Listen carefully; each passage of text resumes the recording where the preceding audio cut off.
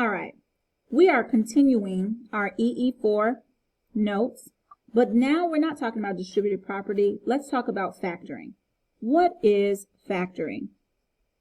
Factoring is simply, the one thing I want you to think about when you think of factoring is what we've already talked about in Unit 1, and that is greatest common factor. What is common between these two numbers or these two terms? And that's what you want to divide away. And so let's write this down. Factoring, we are looking for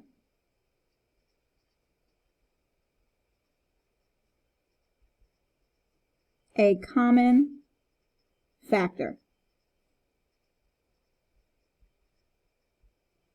So instead of thinking about this when we're dealing with two numbers in a division problem or two numbers as a fraction, we want to think about it when we're looking at an expression. So let me give you an example.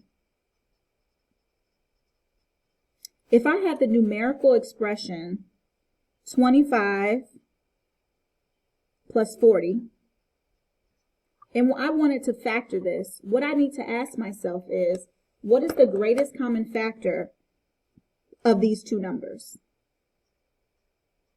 And the number that I can think of is 5. So what I'm going to do is look at these two numbers, and I'm going to divide both of them by 5. And when I divide both of them by 5, I am going to bring 5 out of a parentheses.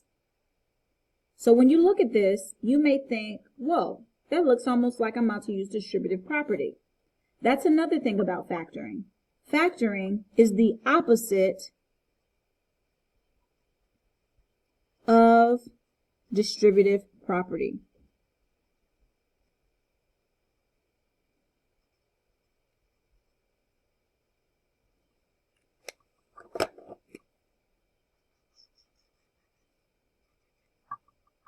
Factoring is the opposite of distributive property.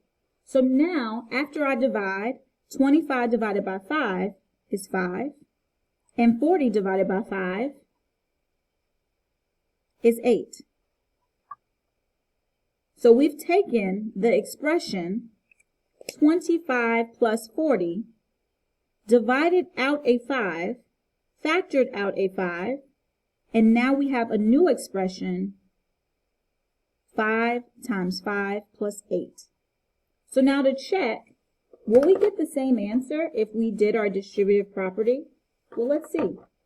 If I do 5 times 5 and 5 times 8, 5 times 5 is 25, and 8 times 5 is 40. We end up with the same thing that we started with. So factoring is just saying, hey, I want to take something out so that I can have parentheses. All right, so let's try an example with variables. If I have 4x plus 40, what is my greatest common factor? Well, looking at 4x and looking at 40, looks like my greatest common factor would be 4.